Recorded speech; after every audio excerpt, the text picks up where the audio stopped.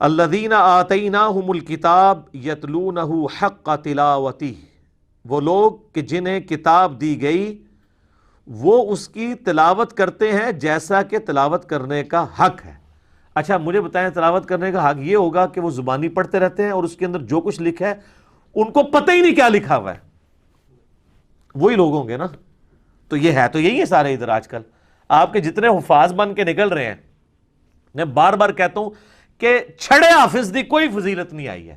میں نے خود حافظ قرآن کے فضائل پہ حدیثیں بتائی ہیں، لیکن یہ بتاتے ہیں آدھی اس میں تو جس نے سنن ابی داؤد کے اندر المستدرک للحاکم کے اندر کہ جس حافظ نے قرآن کے حلال کو حلال حرام کو حرام جانا، اس کے ماں باپ کو ایسا تاج بنایا جائے گا قیامت والے دن کہ جس کی جو ہے وہ روشنی کے سامنے سورج کی روشنی ماند پڑ جائے۔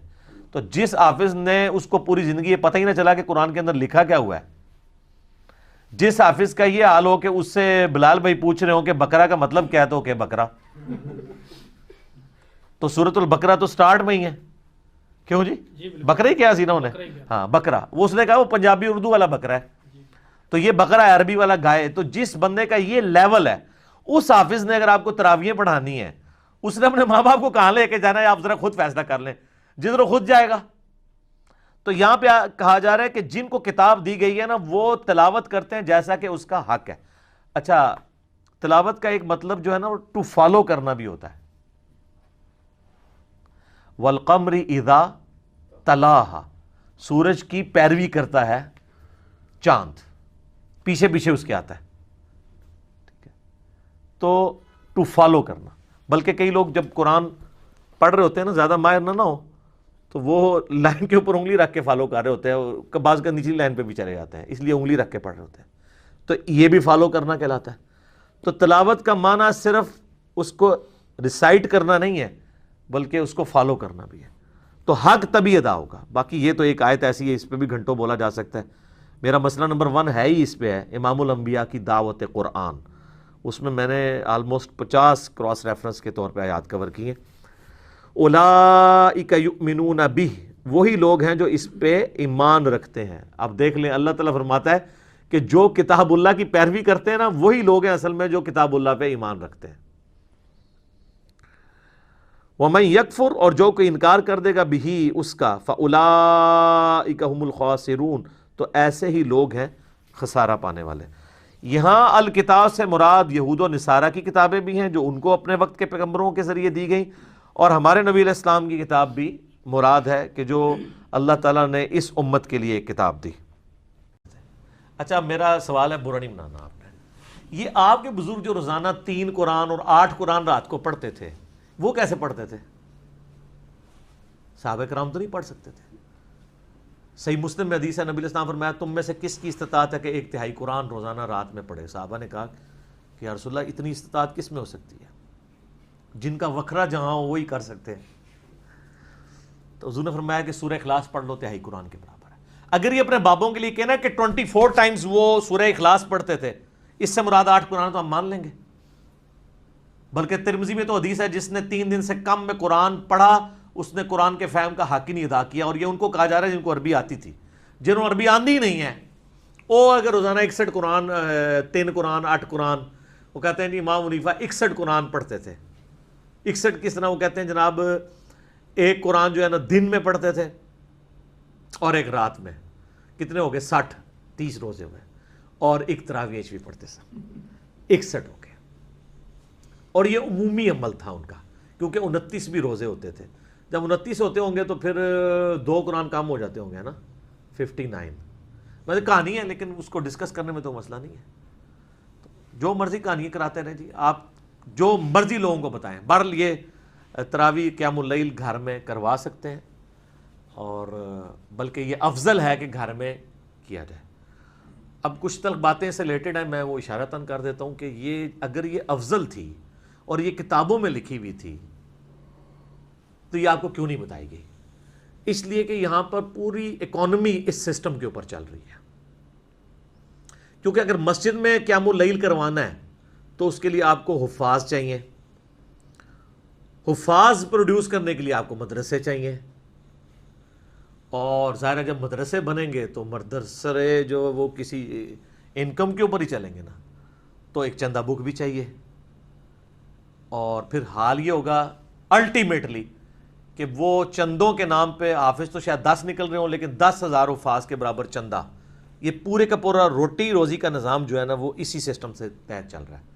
اور اگر یہ سمجھتا ہے میں جھوٹ بول رہا ہوں تو ان کو کہیں کہ حافظ قرآن کی کوئی ایک فضیلت مجھے قرآن و حدیث سے بتائیں جو چھڑے حافظ کی فضیلت ہو، جس کو قرآن کا حلال اور حرام ہونا نہ پتا ہو۔ جتنی حافظ قرآن کے فضائل ہیں وہ تو اس کے حلال کو حلال اور حرام کو حرام جاننے والی ہے۔ ابو داؤد میں حدیث ہے، مسند احمد کے اندر حدیثیں ہیں، المستدرک الحاکم میں کئی حدیثیں موجود ہیں۔ تو آپ تو طوطے بنا کے نکال رہے ہیں، ان کو تو پتہ ہی نہیں قرآن میں لکھا کیا ہوا ہے۔ یہ تو وہ لوگ ہیں کہ یہ عذاب کی آیات پڑھیں تو عوام کہتی ہے سبحان اللہ، اور وہ خود بھی جب ادھر آ کے وہاں میں بیٹھے ہوتے ہیں وہ بھی سبحان اللہ کہہ رہے ہوتے ہیں۔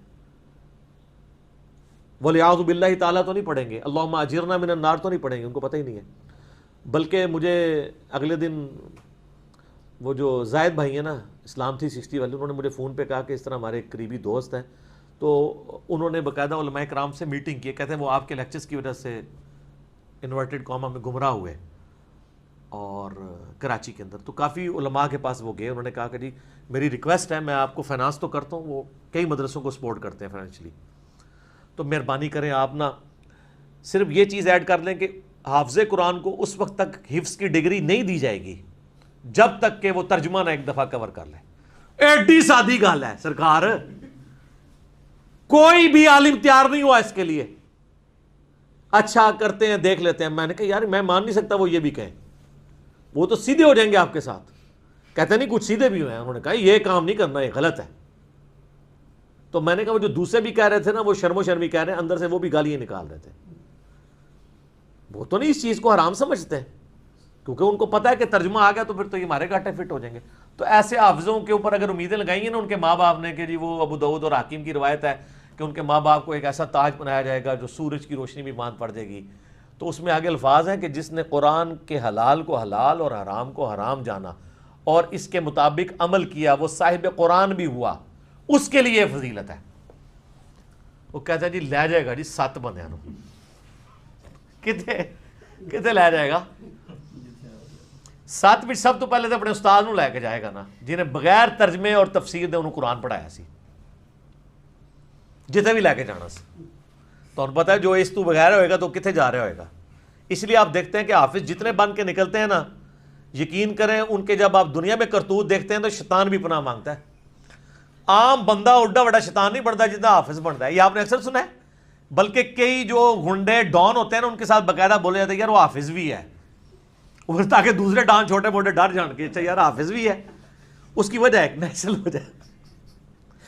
وجہ یہ ہے کہ شیطان ان پہ زیادہ اٹیک کرتا ہے نا، اس میں چانس ہوتے ہیں کہ وہ کبھی ترجمے سے کھول کے پڑھ ہی لے۔ بل میں نے اپنی زندگی میں یعنی اگر انسانوں میں شیاطین دیکھے ہیں نا، عام لوگ اور جو حافظ بگڑے ہوئے ہیں، سر توبہ توبہ توبہ کرو۔ آپ دیکھ لیں مولویوں کے بچے جب بگڑتے ہیں نا سر، بدماشوں کے بچے اس لیول پہ نہیں جاتے ہیں جس لیول پہ وہ جاتے ہیں، وہ جناب اگلی پچھلی ساری کسریں کٹ دینے ہیں۔